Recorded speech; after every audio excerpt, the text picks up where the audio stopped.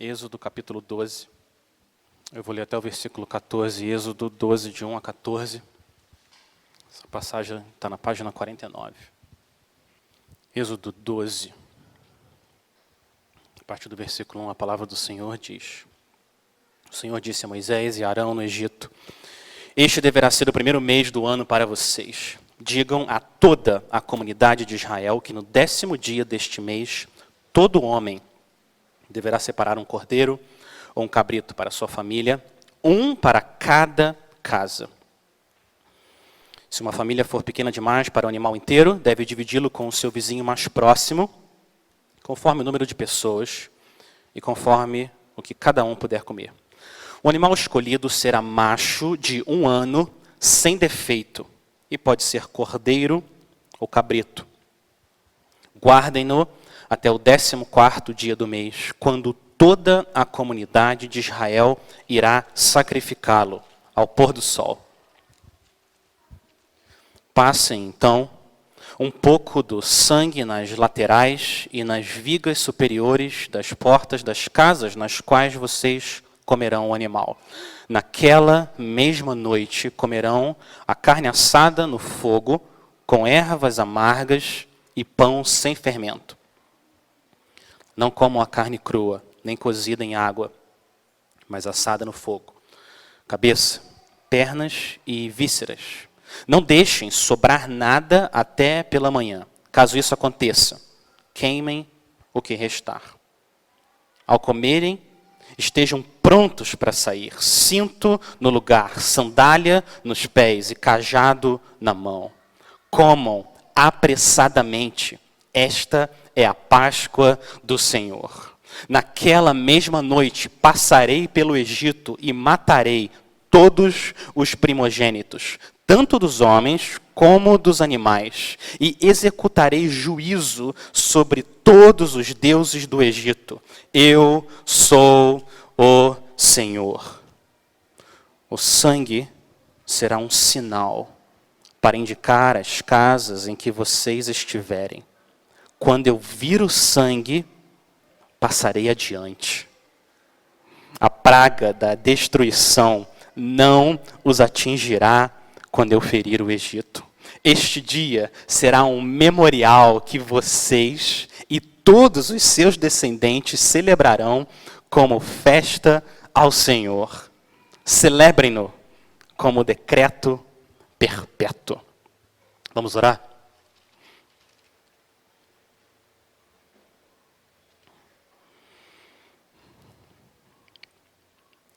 Senhor, nós queremos continuar orando. Mostra Cristo. Revela, ó Deus, tua glória através da tua palavra. Senhor, nos ajuda a entender o teu amor, tua justiça, tua graça, tua santidade. Nos ajuda a entender a profundidade, a altura, o comprimento, a largura do que o Senhor fez, faz e vai fazer por amor do teu povo e para a tua própria glória. Senhor, tem misericórdia. Tem misericórdia de cada um de nós e mostra como que o sangue do Cordeiro é suficiente para que a gente seja protegido do julgamento e a gente possa ser carregado até a tua presença, Senhor. Exalta o nome do teu Filho, em nome de Jesus. Amém. Se Deus assim permitir, daqui a alguns momentos a gente vai celebrar a ceia do Senhor. E para a gente entender o que é essa refeição, a ceia do Senhor, a gente precisa voltar 2000 anos atrás, quando o Senhor Jesus, com os seus discípulos, eles celebraram a Páscoa. O que eu quero fazer com vocês, essa manhã, é voltar ainda mais no tempo, 1446 anos antes de Cristo, e a gente ir até o dia em que Deus instituiu, a primeira vez, a Páscoa. É assim que a gente vai conseguir ver um pouco mais da profundidade, da riqueza, da sabedoria e do conhecimento de Deus no plano dele para salvar o seu povo. Então eu quero olhar com vocês para o evento da Páscoa em duas etapas. Primeiro, eu quero fazer uma leitura cristã de Êxodo 12. O Senhor Jesus disse que toda a Escritura se refere a Ele. Então, como hoje a gente lê Êxodo 12? Essa é a primeira etapa. A segunda etapa, depois dessa leitura cristã, qual é a resposta cristã? Como o nosso coração deve responder ao evento de Êxodo 12? Como a gente deve entender a Páscoa? Duas etapas, leitura cristã e a resposta cristã. Então o texto começa, primeiro leitura cristã, o texto começa no versículo 1.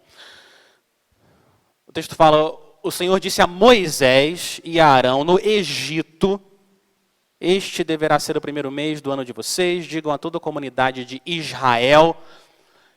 Quem é Moisés? Quem é essa comunidade de Israel? E o que eles estão fazendo no Egito? O que está acontecendo aqui em Êxodo 12?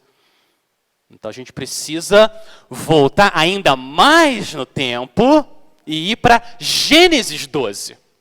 O primeiro livro da Bíblia, lá em Gênesis 12, Deus deu a promessa para um homem chamado Abraão, na época Abrão, e Deus prometeu três coisas para esse homem, lá em Gênesis 12, versículo 1, o Senhor disse a Abraão, sai da tua terra, da tua parentela e da casa do teu pai e vá para a terra que eu lhe mostrarei. Primeira promessa, a terra. E o Senhor diz para Abraão, farei de você uma grande nação. Então ele promete terra, promete descendentes e o Senhor continua. Terceira promessa, e eu o abençoarei. Engrandecerei o seu nome, seja uma bênção. Então, terra, descendentes e bênção. Mas o Senhor avisa para Abraão que o caminho até chegar a essa terra e ser uma grande nação, abençoado, esse caminho, ele passa pelo vale da sombra da morte e muitos obstáculos, assim como é com a sua vida, peregrino do Senhor. Olha o que o Senhor, Deus, avisa a Abraão. Lá em Gênesis 15, Deus fala para Abraão, fique sabendo, com certeza, a sua posteridade será peregrina em terra alheia, será reduzida à escravidão e será afligida durante 400 anos. Olha isso. Antes de tudo isso acontecer, Deus já está falando. O que está escrito na história. Mas o Senhor fala, mas eu castigarei a nação que os escravizar. Depois eles sairão com muitas riquezas. A mensagem central do livro de Êxodo é mostrar que Deus é fiel e poderoso para cumprir o que ele prometeu para Abraão. Esse é o livro de Êxodo. Como Deus é fiel e poderoso para cumprir tudo o que ele prometeu para Abraão. Ele vai libertar os descendentes de Abraão da escravidão do Egito. Então, você abre o livro de Êxodo, lá no capítulo 1, e o que acontece? A nação de Israel, que chegou com 70 pessoas, começa a se multiplicar, e eles se tornam uma grande nação. Uma nação enorme, como Deus tinha prometido, mas se levanta um rei, o rei do Egito, o faraó, com medo do que essa nação, que não para de crescer, pode fazer com ele e com o Egito, escraviza o povo de Israel, também como o Senhor tinha dito que ia acontecer. E a escravidão fica tão insuportável, tão insuportável, tão desesperadora, que o povo de Israel só tem uma saída: clamar. Olhar para o céu e clamar a alguém que seja fiel e poderoso para tirar eles dessa situação. Essa é uma das estratégias divinas para aumentar a sua fé e para trazer glória ao nome dele. Essa é uma estratégia que Deus usa o tempo todo. Ele tira todas as suas esperanças daqui, da terra, para que você seja forçado a olhar para o céu e clamar. E ele vem e mostra o poder dele, quem ele é, o que ele é capaz de fazer, como ele é fiel. E olha o que acontece lá em Êxodo capítulo 2, versículo 23. Os filhos de Israel gemiam por causa da sua escravidão. Eles clamaram. E olha o que acontece. E o seu clamor chegou até Deus. Cristo carrega o nosso clamor até o trono da graça e Deus age. Olha o que acontece. Deus ouviu o gemido deles, lembrou-se da aliança com Abraão, Isaque e Jacó. Deus viu os filhos de Israel e atentou para a situação deles. Deus atenta àqueles que temem o seu nome. Deus não tira os olhos daqueles que temem e tremem diante da sua palavra. Então, o que Deus faz? Ele levanta um libertador chamado Moisés. Moisés é um libertador que age como a sombra do nosso libertador, Cristo. Moisés, assim como Cristo, é um mediador de uma aliança, aquele que Deus escolhe para salvar o seu povo. Então você vai lá para o capítulo 5, volta para o capítulo 5 de Êxodo, e essa é uma conversa importante para a gente entender o que está acontecendo no capítulo 12. Lá em Êxodo, capítulo 5, Deus envia Moisés para falar com Faraó. E olha a conversa entre o representante de Deus, Moisés, e Faraó. Deus envia Moisés, Êxodo 5:1. Moisés diz: assim diz o Senhor, Deus de Israel, deixe o meu povo ir, para que me celebre uma festa no deserto. Mas olha como o Faraó responde. Ele responde: quem é o Senhor para que eu ouça a sua voz e deixe Israel ir? Não conheço o Senhor e não deixarei Israel ir. Que audácia! Falar desse jeito com o Senhor dos Exércitos. Ninguém faz isso e nada acontece. Ninguém. Ninguém. Você não pode falar assim com Deus, com o representante do Senhor, e ficar por isso mesmo. Faraó mexeu com o Deus errado e com o povo errado. E agora o que podia acontecer? O que Deus podia fazer? Deus podia em um segundo libertar Israel. De repente, Deus vai e liberta Israel, acabou. Mata o Faraó, naquele segundo, problema resolvido. Deus podia fazer isso? Claro que ele podia. Ele é o criador dos céus e da terra, o soberano. O poder dele não tem limite, ele faz o que ele quiser, a hora que ele quiser, com quem ele quiser. Mas Deus não faz isso. Ele não faz isso. Ao invés de libertar o seu povo rapidamente, o Senhor escolhe entrar numa batalha com o Faraó, para mostrar ainda mais a glória dele, o poder dele, o amor dele pelo seu povo. Deus quer mostrar que ele tem poder para julgar os inimigos e salvar os escolhidos. Então, ou como Moisés disse para Faraó, capítulo 8, Moisés disse para o Faraó, por que Deus faz tudo isso? Êxodo 8:10, para que você saiba que não há ninguém como o Senhor, nosso Deus. E você conhece a história, vários de vocês estão familiarizados com essa história. Deus envia pragas no Egito para mostrar o poder dele. Águas viram sangue, rãs, piolhos, moscas, pestes nos animais, úlceras, chuva de pedra, gafanhoto, trevas. e a última praga, para Deus encerrar de vez a morte dos primogênitos. E junto com essa última praga, Deus institui uma celebração, uma refeição, que se chama Páscoa. E agora a gente chegou em Êxodo 12. Deus quer ensinar lições preciosas para o seu povo, a noite anterior dele salvar o seu povo amado, escolhido. A Páscoa e o Êxodo são os eventos mais importantes do plano de redenção no Antigo Testamento. São os eventos mais importantes em todo o Antigo Testamento. Tudo que acontece depois daí, o paradigma de como Deus salva, a forma como Deus salva, está ilustrada aqui na Páscoa e no Êxodo.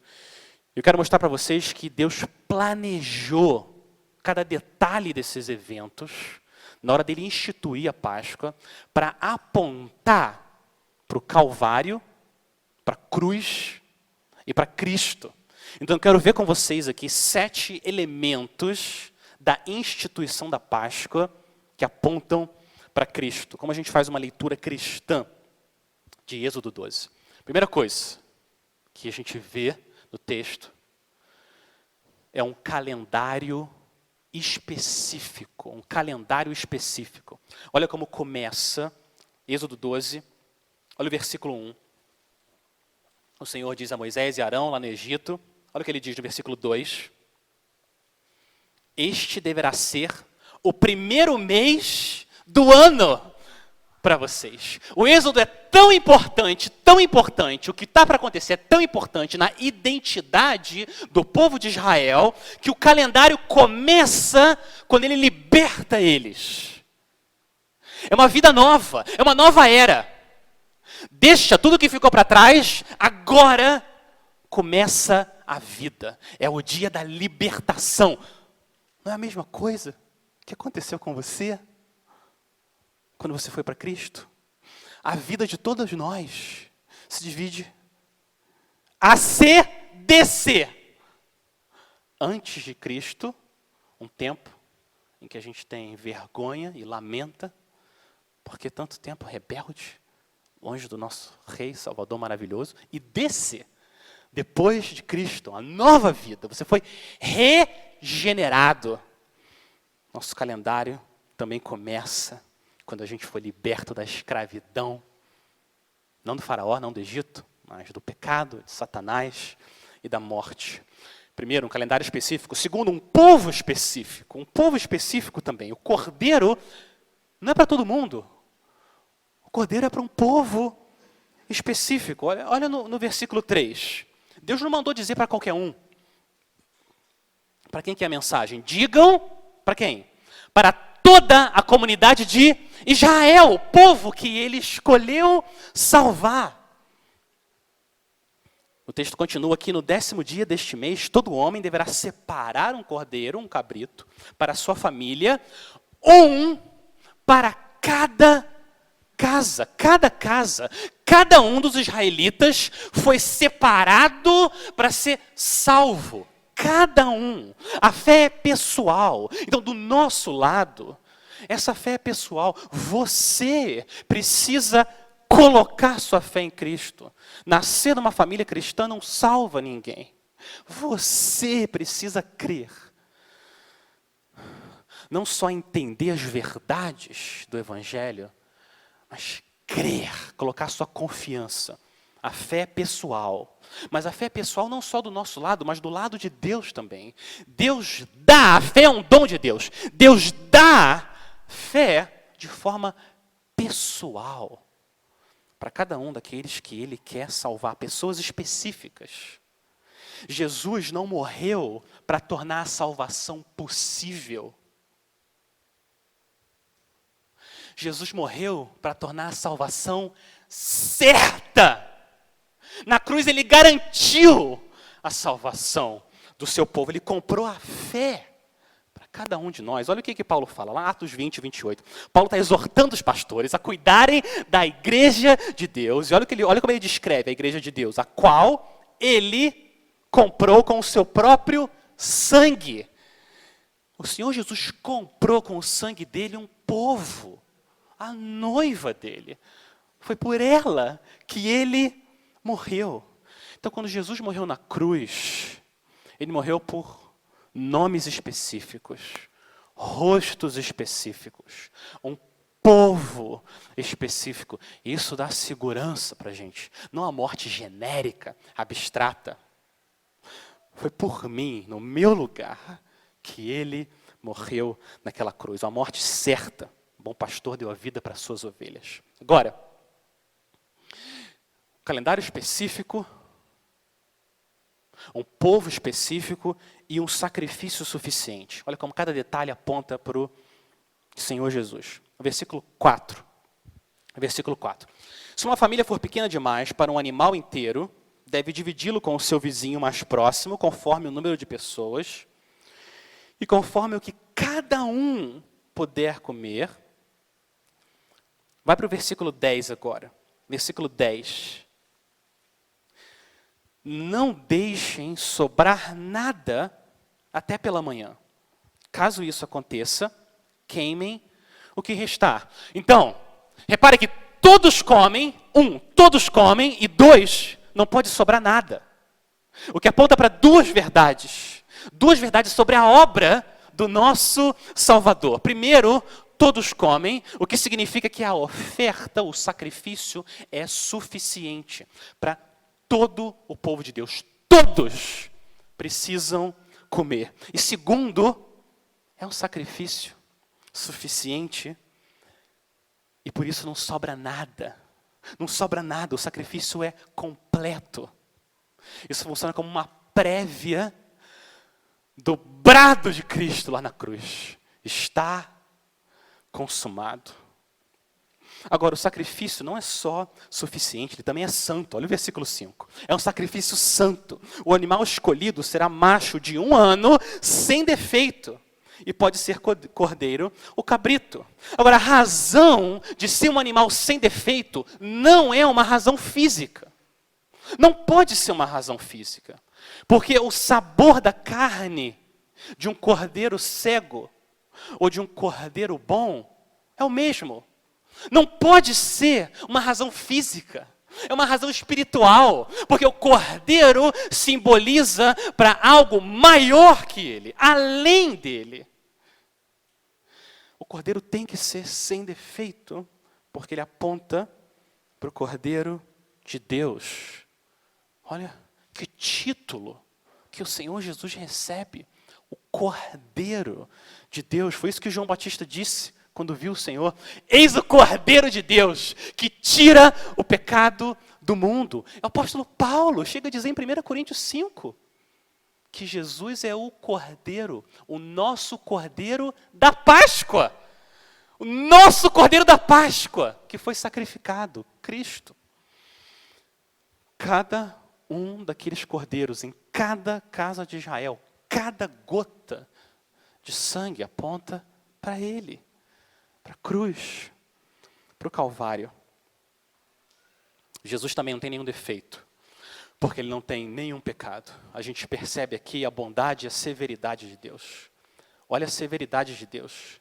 Deus é tão santo, o julgamento dele é tão severo, que para alguém escapar desse julgamento, uma vida sem defeito tem que ser oferecida.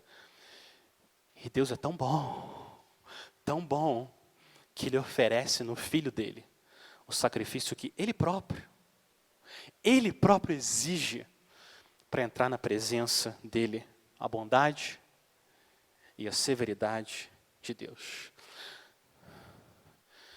Não coloque nenhuma esperança, nenhuma, em que você pode escapar do julgamento de Deus com as suas obras, com o seu sacrifício do que você faz. Não faça isso, porque as nossas melhores obras estão manchadas com a impureza do pecado e não vão escapar dos olhos daquele que é tão puro, que não pode nem contemplar o mal.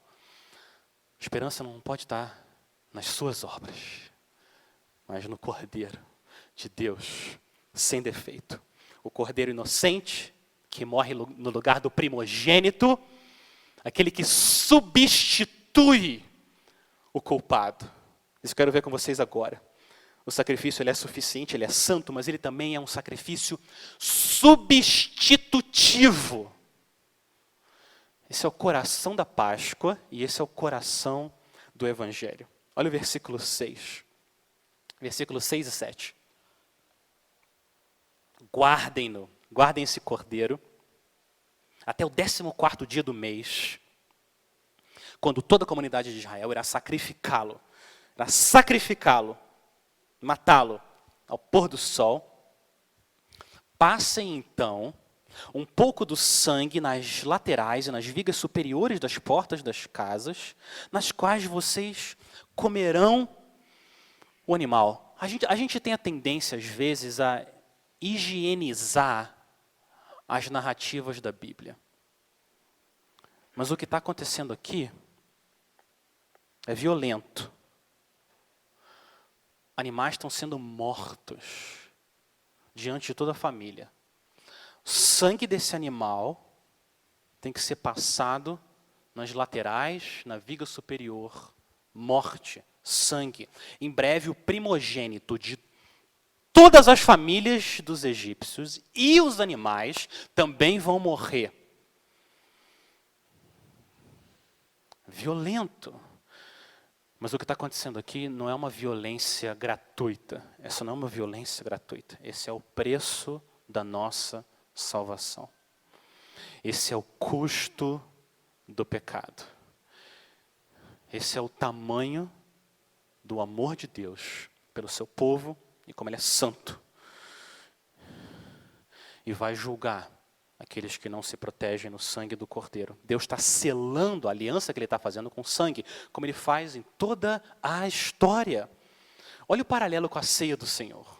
Olha o paralelo aqui com a ceia do Senhor. Antes de Jesus tomar o cálice, ele pega o cálice. E antes de tomar o cálice, o que ele diz? Este cálice é a nova aliança, aonde? No meu sangue. A aliança tem que ser firmada com sangue derramado por vocês. A ceia aponta para a Páscoa. Tanto na Páscoa quanto na ceia, antes do Senhor libertar o seu povo, na noite anterior, que ele ia libertar o seu povo, ele disse para eles celebrarem uma refeição juntos. Uma refeição que mostra que Deus através do julgamento. Agora, por que Deus vai julgar os inimigos dele? Por que Deus vai julgar o Egito e salvar Israel? Vai para o versículo 12. Olha o versículo 12. E aqui começa a ficar ainda mais claro a questão da substituição. Versículo 12. Qual que é o propósito de Deus em julgar o Egito e escolher e salvar Israel?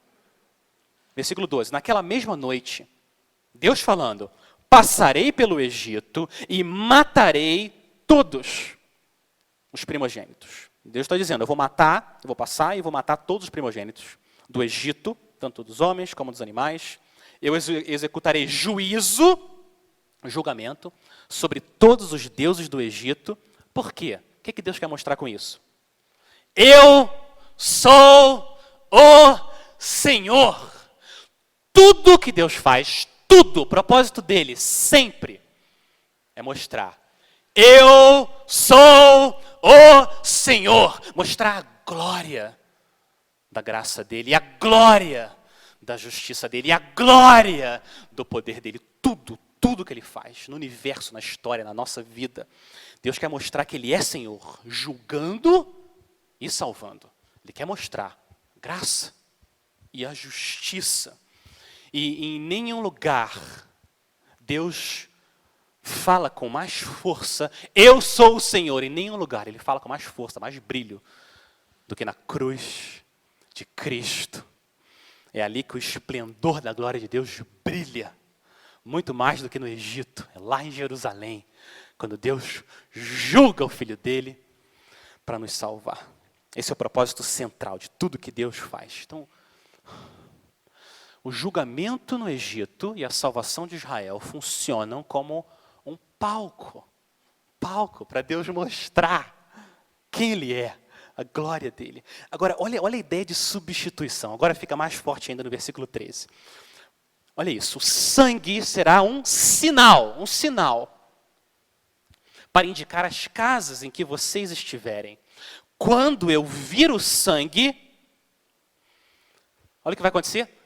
Passarei adiante. Isso significa a palavra Páscoa. O que significa Páscoa? Páscoa significa passar por, passar adiante. É isso que é Páscoa. E Deus diz, a praga de destruição, o julgamento não os atingirá quando eu ferir o Egito. Esse é o coração da Páscoa. O que faz o destruidor ser desviado das casas dos israelitas? Por que ele não entra e mata o primogênito de Israel? Qual que é a causa desse desvio do julgamento? Olha o que o texto diz. Quando eu vir o sangue. Quando eu vir o sangue. Olha o que Deus não diz. Deus não diz. Eu virei e eu vou olhar para o seu coração. E se você for perfeitamente bom, eu vou desviar minha ira. Não foi isso que Deus disse. Deus não disse, eu vou olhar para a sua última semana. Como foi sua última semana? Se você foi bom o suficiente, eu desvio o julgamento. Senão eu julgo. Não foi isso que Deus disse. Essa não é uma boa notícia para ninguém de nós. Quando eu vir o sangue, a morte do Cordeiro é o que desvia o julgamento. Porque a morte do Cordeiro substituiu a morte do primogênito. Esse é o coração da Páscoa, esse é o coração do Evangelho de Cristo. E eu quero chamar todos nós aqui, todos vocês, a continuarem crendo ou crerem a partir de hoje que o sangue do Cordeiro é nossa única esperança, que é um sacrifício suficiente, santo e substitutivo. E se você está protegido pelo sangue, o julgamento que Deus disse que vai derramar nesse mundo vai ser desviado de você. E Deus vai levar você para a terra prometida, a presença dEle. Não confie em mais nada a não ser no sangue do Cordeiro, o sangue de Cristo. Passe o sangue dele nas laterais e na viga superior da porta da sua alma. E você está seguro para sempre. Você está seguro para sempre. O único lugar seguro nesse mundo é atrás da cruz, coberto pelo sangue de Cristo. Agora, olha que sangue poderoso. Olha que sangue poderoso. Tão poderoso que é capaz de desviar a ira santa de um Deus que é todo poderoso. Essa é a nossa única esperança. Eu quero clamar, implorar, que você não confie em mais nada, a não ser nesse sangue, no sangue do Cordeiro. E a gente é salvo de quê?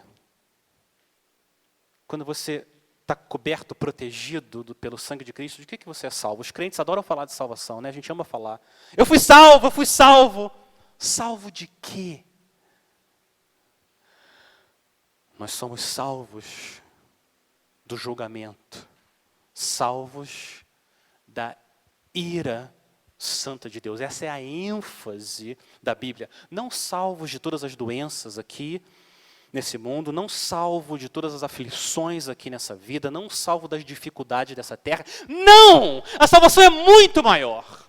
Quanta gente prometendo coisas pequenas, prometendo riqueza, saúde. Deus promete muito mais. Deus promete Ele. A gente ser poupado do julgamento de Deus para a gente ser levado à presença de Deus. É isso que Deus está prometendo aqui na Páscoa, no Evangelho de Cristo. Romanos 5:9. Logo, muito mais agora, sendo justificados pelo seu sangue, seremos por ele salvos da ira. A gente é salvo da ira que a gente merece. A gente precisa meditar mais nisso. Meditar. A gente escapou do julgamento desse Deus Todo-Poderoso. Um calendário específico, um povo específico, um sacrifício suficiente, santo, substitutivo. 6. O sexto elemento da instrução da Páscoa, que é uma salvação urgente. Uma salvação urgente. Olha o clima que o Senhor constrói para o povo de Israel. Olha o versículo 8. Versículo 8, Êxodo 12, 8.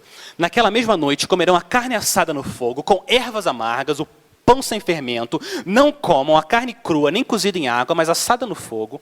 Cabeça, pernas e vísceras. Versículo 10 a gente já viu, pula, vai para o versículo 11. Versículo 11. Ao comerem, estejam prontos para sair, cinto no lugar, sandália nos pés, cajado na mão, comam como? Apressadamente. Esta é a Páscoa do Senhor. Então não é um banquete demorado, relaxado. Não, é uma refeição rápida. Comam apressadamente, estejam prontos. E olha como cada detalhe que Deus dá cria esse senso de prontidão e de urgência. O pão tem que ser sem fermento, ele tem que ficar pronto rápido. Ervas amargas, sem nenhuma preparação, para lembrarem da vida amarga que eles estão deixando no Egito. E olha a roupa, olha a roupa. Olha a roupa. A roupa é de quem está pronto para começar uma viagem. Peregrino, cinto no lugar, para a túnica poder ficar firme o suficiente para você andar rápido.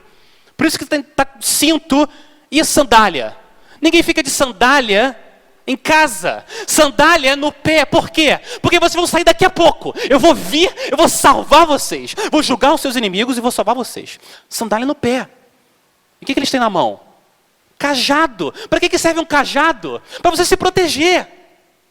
Porque eles vão sair em viagem. Quem que fica com cajado em casa? Se preparem. Eu estou vindo. Eu vou julgar os inimigos de vocês. Eu amo vocês. Eu escolhi vocês. Eu vou salvar vocês. Fiquem prontos.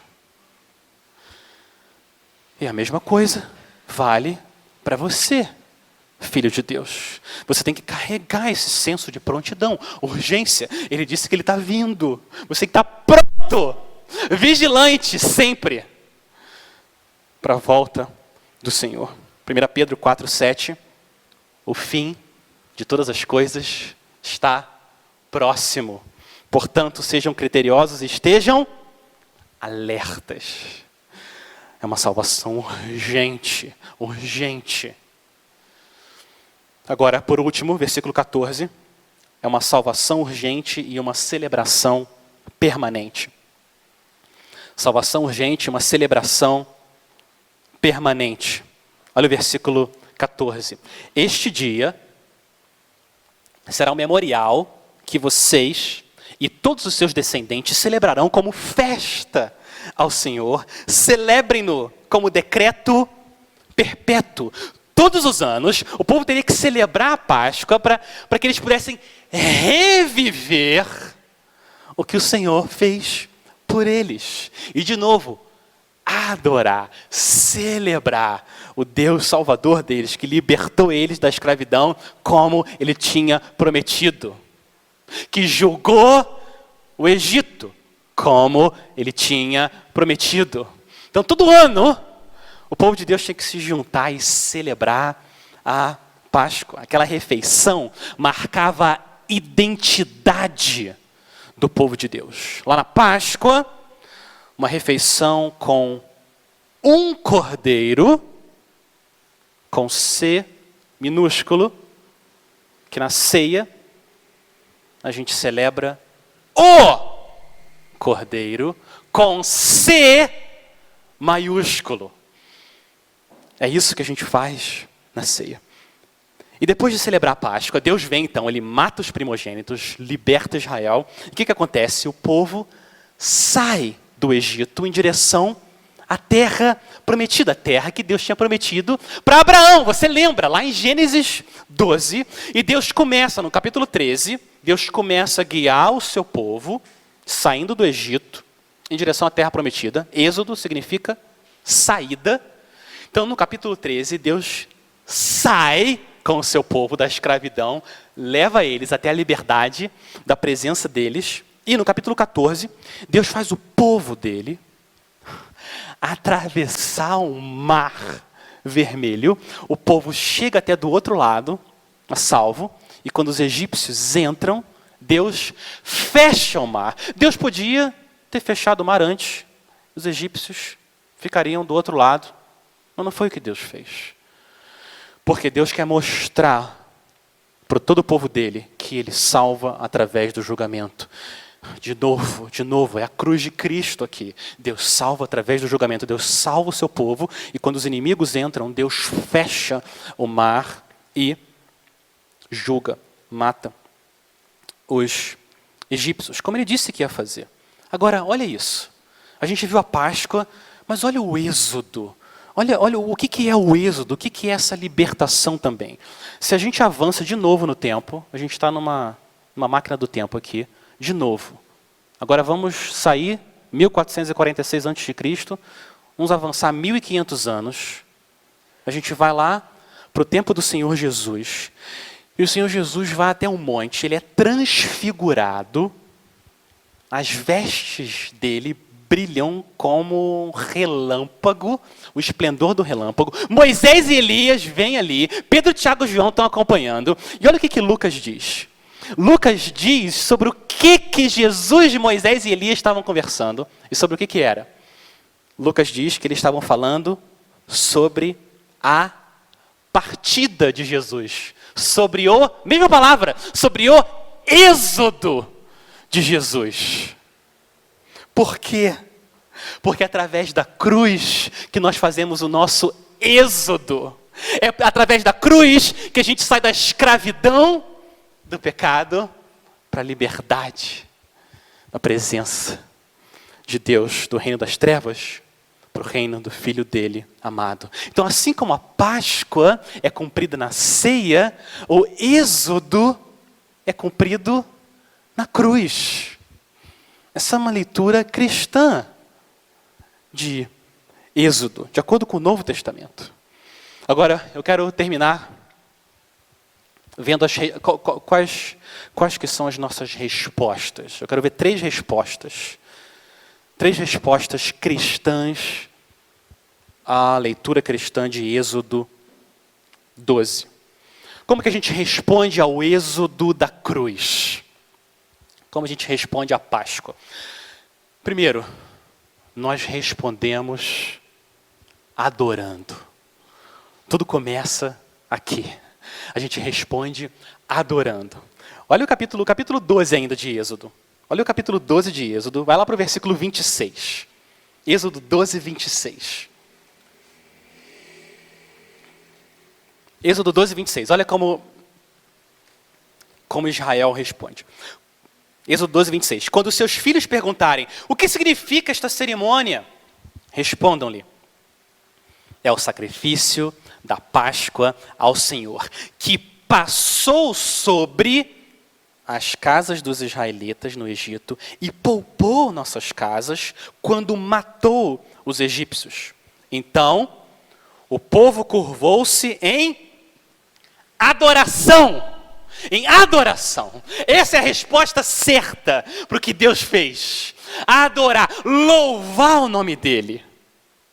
Agora, o Senhor logo depois abre o mar. Salva Israel, fecha o mar, julga o Egito. E o que Israel faz? Assim que eles chegam do outro lado, olham para trás. Inimigos julgados, estão livres. Depois de 400 anos, livres. O que eles fazem? Eles cantam. Olha o capítulo 15. Eles respondem com música. Êxodo 15. Êxodo 15, 1. Qual que é a resposta ao que Deus fez? Então Moisés e os israelitas entoaram este cântico ao Senhor. Cantarei ao Senhor, pois triunfou gloriosamente, lançou ao mar o cavalo e o seu cavaleiro. O Senhor é a minha força e a minha canção, Ele é a minha salvação, Ele é o meu Deus e eu o louvarei, é o Deus de meu Pai e eu o exaltarei. Essa é a resposta. Jesus também lançou o maligno no mar da ira de Deus, quando ele morreu naquela cruz. Então, como que a igreja responde? Ainda com mais força do que a comunidade de Israel, adorando, louvando, exaltando o nosso Deus Salvador. Olha como a música termina, versículo 18. Vai para o versículo 18, Êxodo 15, 18. O Senhor reinará eternamente. A Páscoa e o Êxodo são uma demonstração desse amor soberano de Deus. O amor soberano do nosso Rei. O amor que é cumprido na Páscoa, na ceia do Senhor e na libertação do pecado através da cruz. Então, primeira resposta, adorando. A segunda resposta, a gente adora, mas a gente também proclama. A gente proclama entre as nações quem Ele é e como você pode sair do Egito e vir para o Israel de Deus, a igreja. Por que Deus julgou o faraó e os egípcios? Deixa eu ler para vocês. Vocês podem só ouvir. Êxodo 9, 16. Foi para isso que eu o mantive, para mostrar a você, Deus falando com o faraó, mostrar a você o meu poder e para quê? Para quê, Senhor? Por que o Senhor fez tudo isso? E para que o meu nome seja anunciado. Para que o meu nome seja anunciado em toda a terra. Então você adora, e enquanto você adora, você anuncia. Anuncia para as novas gerações. Anuncia para o mundo quem Deus é e o que Ele fez pelo seu povo. E você chama as pessoas. Saiam do reino do faraó, das trevas. Venham para Cristo, para o reino do Filho de Deus. Deus fez isso para que a gente anunciasse o povo dele. Várias vezes, o livro de Êxodo tem um refrão. Tem um refrão no livro de Êxodo, várias vezes. Deus fala que Ele fez alguma coisa para que saibam que eu sou o Senhor. Eu fiz isso para que saibam que eu sou o Senhor. Eu mantive você ali para que saibam que eu sou o Senhor. É o refrão. Deus quer que o mundo saiba que Ele é Senhor. Então, o nosso papel é anunciar, adorar e proclamar. Anunciar que Ele é sim o Senhor, e você pode sair do reino das trevas e ir para o reino de Cristo. E nós respondemos adorando, proclamando e, por último, confiando. A gente responde confiando. O que a gente mais precisa nessa vida não é de mais coisas aqui na terra. Não é isso que a gente mais precisa. O que a gente mais precisa é de mais fé. É isso que a gente mais precisa. É uma ilusão a gente achar que a gente precisa das circunstâncias transformadas. Não. A gente precisa do nosso coração transformado para responder às circunstâncias, adorando e anunciando. É isso que a gente precisa, uma fé mais profunda, mais alegre, inabalável. O que aconteceu com Israel? Vocês lembram? Deus julga os primogênitos, liberta eles, depois de enviar 10 pragas. Mas o exército do faraó vem atrás do povo de Israel. Como é que eles respondem? Com fé? Não, eles estão na dúvida. Agora eles estão na dúvida se Deus vai ser fiel, se Deus vai cumprir o que Ele prometeu. E como que Moisés, o representante de Deus, sombra do nosso Senhor Jesus, o que Moisés fala para o povo de Israel? Isso vale para você também, meu irmão, minha irmã amada. Olha o que Moisés fala, ou melhor ainda, o que Deus fala através de Moisés. Ele fala lá em Êxodo 14. Não tenham medo. Não tenham medo. Não tenham medo. Êxodo 14, 13. Fiquem firmes. Não tenham medo, fiquem firmes e vejam o livramento que o Senhor lhes fará no dia de hoje, porque vocês nunca mais verão esses egípcios que hoje vocês estão vendo. O Senhor lutará por vocês. Fiquem calmos. Ou como algumas traduções colocam, apenas fiquem em silêncio. E veja, o Senhor luta por você, povo de Deus. A batalha pertence ao Senhor. Por que a gente fica com tanto medo? Por quê? Por que eu fico tão ansioso? Com medo? Olha quem está do nosso lado.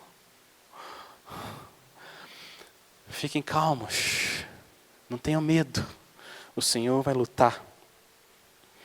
O mesmo Deus que fez Israel atravessar o Mar Vermelho vai fazer você atravessar salvo o mar do julgamento dele.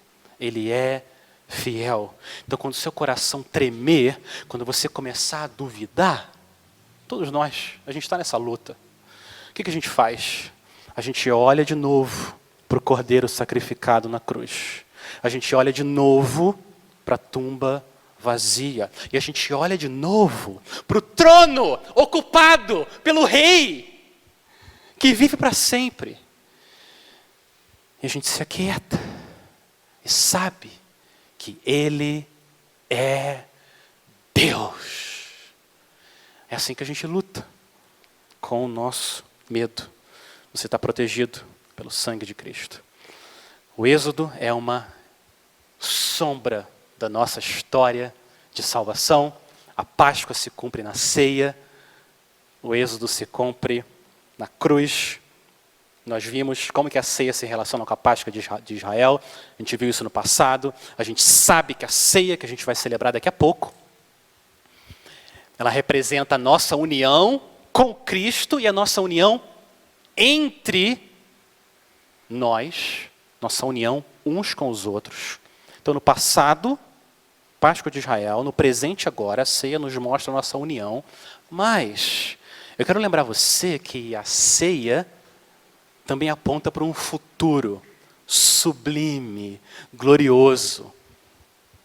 A gente deve carregar o desejo desse futuro o tempo todo no nosso coração.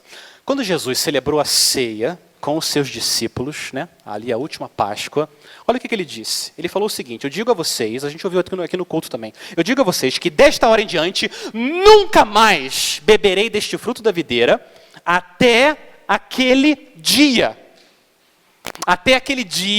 em que beberei com vocês o vinho novo no reino de meu Pai. Que dia é esse que Jesus está falando? Qual que é esse dia? Jesus falou: eu não vou beber mais. Eu não vou mais participar. Eu não vou mais beber nessa ceia.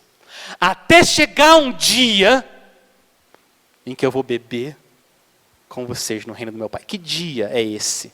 Jesus vai beber vinho novo com a sua igreja. Eu quero ler para você. Esse dia está registrado na Bíblia. O Espírito Santo registrou o que vai acontecer nesse dia. Deixa eu ler para você. Está registrado lá no último livro da Bíblia. Você pode só ouvir. Olha o que o apóstolo João viu quando Deus mostrou para ele. Apocalipse 19. Então ouvi o que parecia ser a voz de uma grande multidão. Uma grande multidão. Uma voz como de muitas águas e como de fortes trovões, dizendo: aleluia! Pois reina o Senhor, nosso Deus, o Todo-Poderoso. Alegremo-nos, exultemos e demo-lhes a glória. Por quê? Porque chegou a hora das bodas do Cordeiro. E a noiva já se preparou.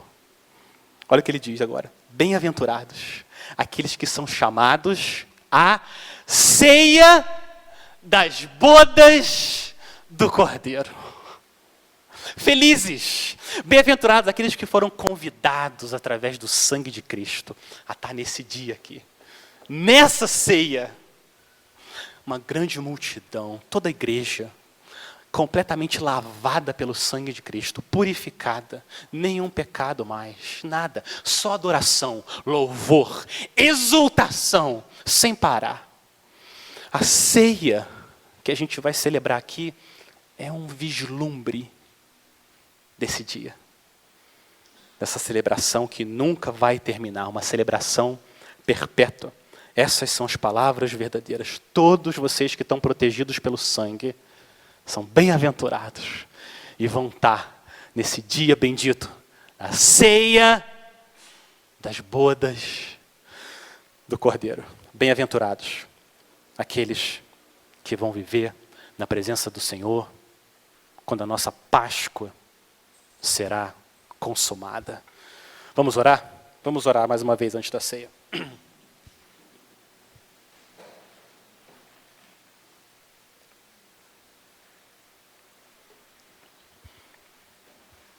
Senhor, a Tua palavra é sempre verdadeira. A gente quer louvar o Senhor, porque o Senhor é o dono de toda a história e o Senhor arquiteta cada detalhe da história do Teu povo e de cada um de nós para nos mostrar que o Senhor é Deus.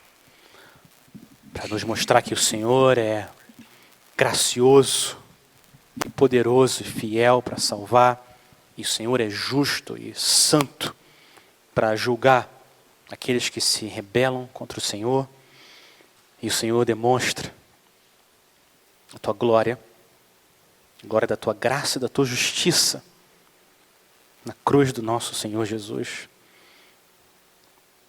Pai, continua protegendo o Teu povo através do sangue do Teu Cordeiro, Cordeiro de Deus, o Senhor Jesus Cristo. É no nome dEle que nós oramos. Amém. E amém.